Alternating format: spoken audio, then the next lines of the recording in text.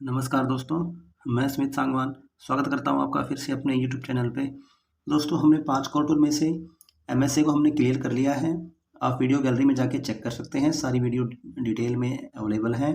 और आज हम डिस्कस करने वाले हैं स्टैटिस्टिकल प्रोसेस कंट्रोल यानी कि एसपीसी। एसपीसी के बारे में हम डिस्कस करेंगे। बहुत ही अच्छा टॉपिक है, इंटरेस्टिंग टॉपिक है दोस्तों।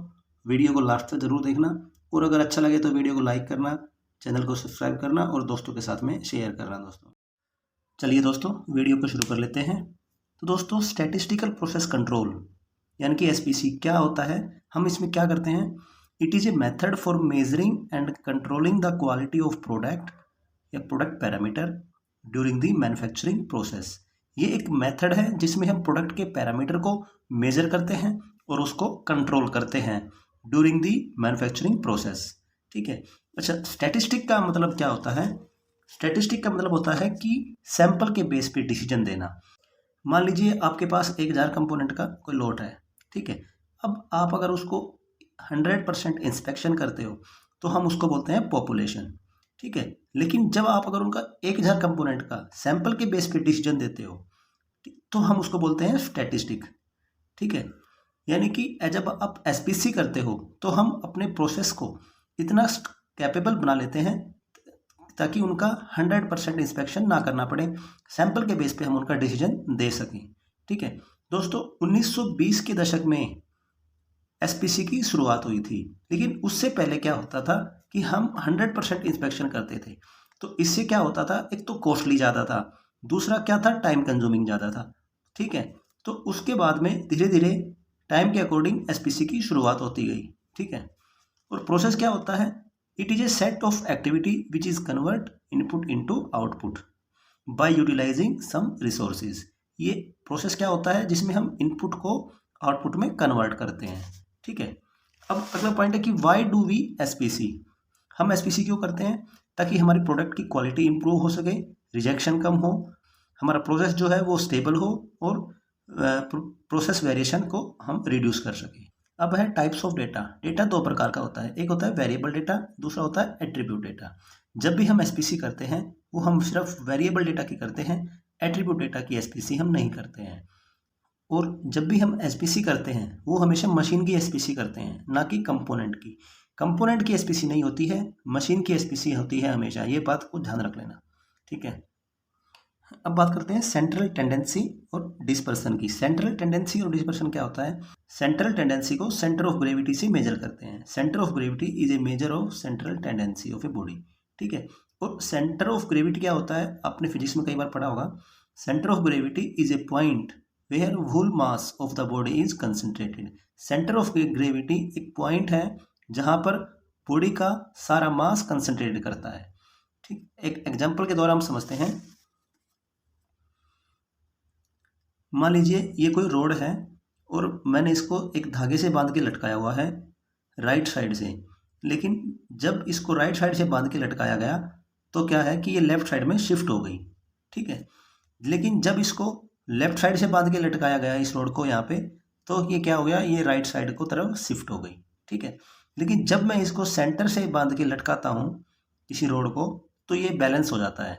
यही सेंटर ऑफ ग्रेविटी कहता है कि किसी बॉडी का सारा मास उसके सेंटर पे कंसंट्रेट करता है। और यही एसपीसी का कॉन्सेप्ट है कि जब भी आपका प्रोसेस है, जो भी आपका प्रोसेस है वो ऑलवेज सेंटर में होना चाहिए, यानी कि मीन पे होना चाहिए, ठीक है। सेंट्रल टेंडेंसी को हम 3 तरीकों से मेजर कर सकते हैं। पहला है मीन, मीडियन और मोड। मीन क्या होता है, total sum of value divide by number of total value, ठीक है। मीडियन क्या होता है, n/2 वैल्यू प्लस n/2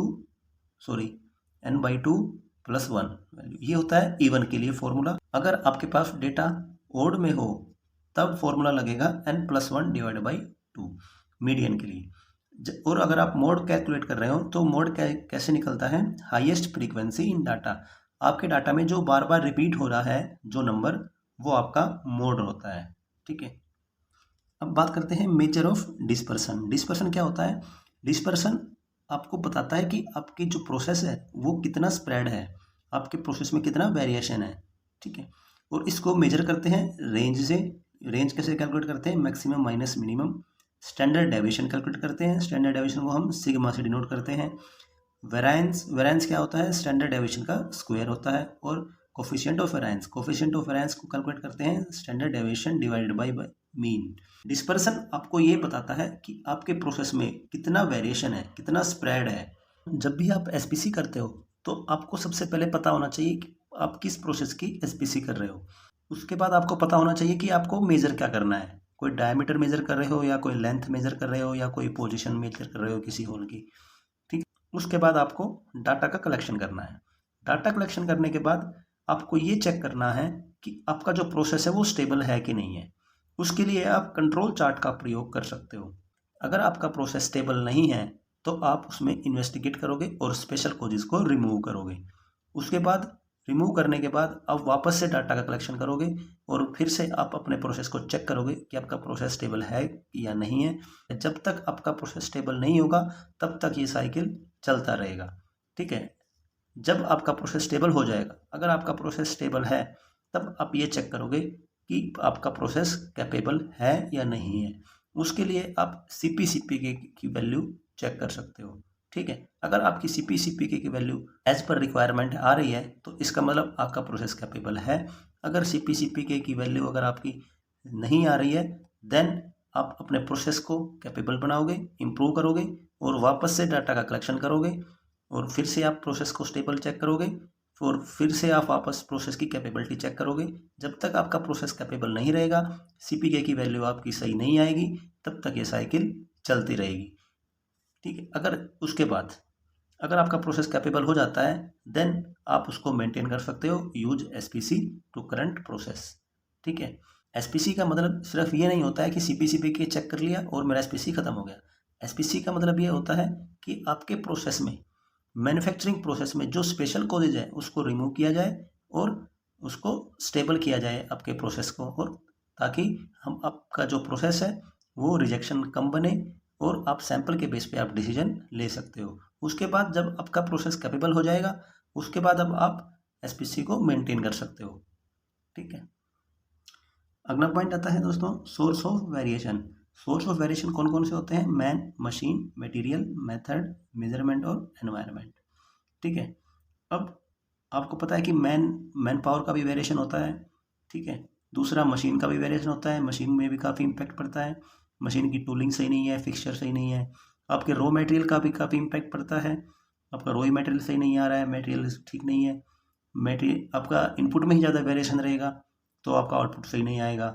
दूसरा आप मेथड, आपका मैन्युफैक्चरिंग मेथड ही ठीक नहीं है तो भी वेरिएशन आएगा। अगला है मेजरमेंट, जब आपका मेजरमेंट ही सही नहीं रहेगा तो आप कैसे एसपीसी करोगे। ठीक है, और दूसरा है एनवायरनमेंट। अगला पॉइंट है कोज ऑफ वेरिएशन के क्या क्या कोज हैं। तो इनको कोज को दो कैटेगरी में डिवाइड किया हुआ है। पहला है कॉमन कोज और दूसरा है स्पेशल कोज। कॉमन कोज वो होता है जो आपके प्रोसेस में ऑलवेज प्रेजेंट रहता है। ठीक है, इसके लिए आप मैनेजमेंट की एक्शन की रिक्वायरमेंट होती है और आपके प्रोसेस में कॉमन कोज रहेगा तो जो आपका आउटपुट है वो प्रिडिक्टेबल आएगा। ठीक है, अब बात करते हैं स्पेशल कोज की। आपके प्रोसेस में स्पेशल कोजेज प्रेजेंट रहेगा तो आउटपुट आपकी अनप्रिडिक्टेबल आएगी। ठीक है, और आपका प्रोसेस जो है वो स्टेबल नहीं रहेगा और इसको रिमूव करने के लिए शॉप फ्लोर की टीम की एक्शन की रिक्वायरमेंट होती है, जैसे कि आपका सुपरवाइजर, आपका इंजीनियर, आपके ऑपरेटर्स। अब बात करते हैं सीपी के और पीपीवीपी के।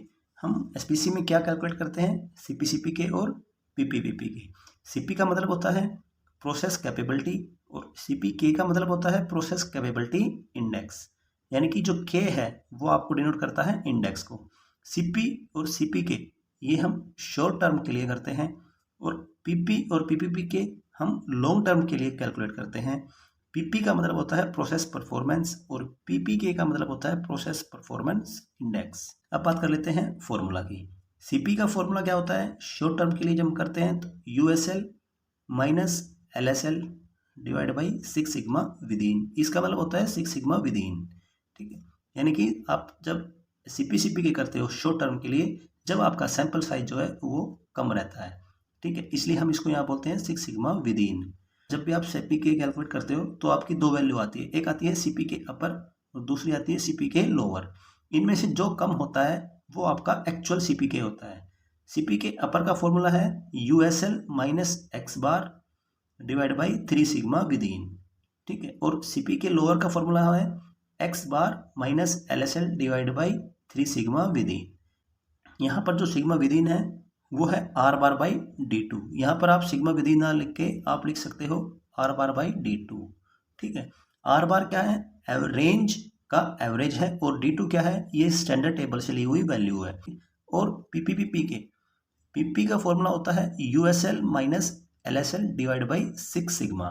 6 सिग्मा क्या होता है, जब आप लॉन्ग टर्म के लिए करते हो तो यहाँ पर सिग्मा की वैल्यू जो है वो पूरा पॉपुलेशन आ जाता है, पूरा लोड साइज हो जाता है। आप कंप्लीट लोड साइज का सीपी के चेक कर रहे हो। और पीपी के और अपर और पीपी के लोअर, जैसे हमने सीपी के अपर और सीपी के लोअर कैलकुलेट किया था, ऐसे ही हम पीपी के अपर और पीपी के लोअर कैलकुलेट करते हैं। इनमें से जिसकी भी कम वैल्यू आएगी वो हमारा एक्चुअल पीपी के होता है। पीपी के का फॉर्मूला होता है USL minus x bar divide by 3 sigma, और पीपी के लोअर का फॉर्मूला होता है x bar minus LSL divide by 3 sigma. USL और LSL ये रिप्रेजेंट करता है कि आपके स्पेक की विड्थ कितनी है, आपकी टॉलरेंस कितनी है, आपके स्पेसिफिकेशन का विड्थ को रिप्रेजेंट करता है। और ये कंट्रोल कौन करता है, इसको कंट्रोल करता है डिज़ाइन टीम। स्पेसिफिकेशन को हमेशा डिज़ाइन टीम कंट्रोल करती है। और जो सिग्मा होता है ये क्या होता है, ये किसको रिप्रेजेंट करता है, आपके प्रोसेस की विड्थ को।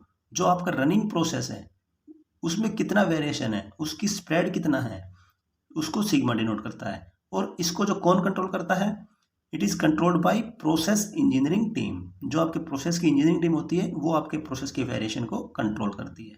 और जो यहाँ पर जो सिग्मा है, यह हमने CPCPK में सिग्मा की वैल्यू लिया था R बार बाई D2, लेकिन जब हम लॉन्ग टर्म के लिए करते हैं तो सिग्मा की वैल्यू होता है under root sum of XI minus mu square divide by n। जहाँ पर सिग्मा होता है ये होता है पॉपुलेशन ऑफ स्टैंडर्ड डेविएशन, ये कंप्लीट पॉपुलेशन होता है कंप्लीट लोड साइज का। और n जो होता है आपका लोड साइज जो है वो कितना है, 1000 है या 500 है या 700 है, जो भी है।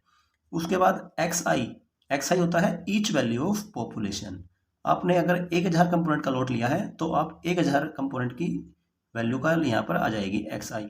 उसके बाद म्यू क्या है, पॉपुलेशन मीन। आपके जो पॉपुलेशन है, जो आपने 1000 कंपोनेंट का डाटा लिया है उसका मीन साइज, ठीक है। और पॉपुलेशन क्या है, कंप्लीट लोड साइज। जो मैं बार बार बोलता हूँ पॉपुलेशन, उसका मतलब है कि कंप्लीट लोड साइज। अब बात करते हैं एक्सेप्टेंस क्राइटेरिया की। जब भी हम SPC करते हैं तो शॉर्ट टर्म के लिए करते हैं, वो हम CPK की वैल्यू चेक करते हैं उसमें, तो वो होनी चाहिए आपकी 1.33। और जब भी आप लॉन्ग टर्म के लिए करते हो तो उसमें PPK चेक करते हो तो उसके लिए होनी चाहिए 1.67। कई जगह पे क्या होता है, उल्टा होता है। CPCPK को हम लॉन्ग टर्म के लिए बोलते हैं और PPPK को हम शॉर्ट टर्म बोलते हैं।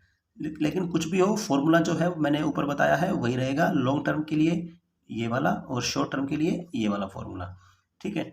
लेकिन जब भी आप SPC करते हो तो आप शॉर्ट टर्म और लॉन्ग टर्म के लिए सैंपल साइज को आपका बहुत ध्यान रखना जरूरी है।